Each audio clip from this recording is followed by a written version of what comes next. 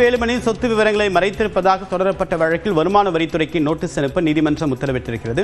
விவரங்களுடன் நிரம்பிய சிறப்பு செய்தியாளர் மதன் பின்னணி என்ன?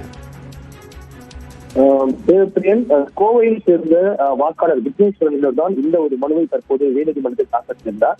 அதாவது அந்த கோவை தொண்டாமுடி தொகுதியில் அதிமுக சார்பில் முன்னாள் அமைச்சர் SP வேலுமணி போட்டியிடுகிறார்.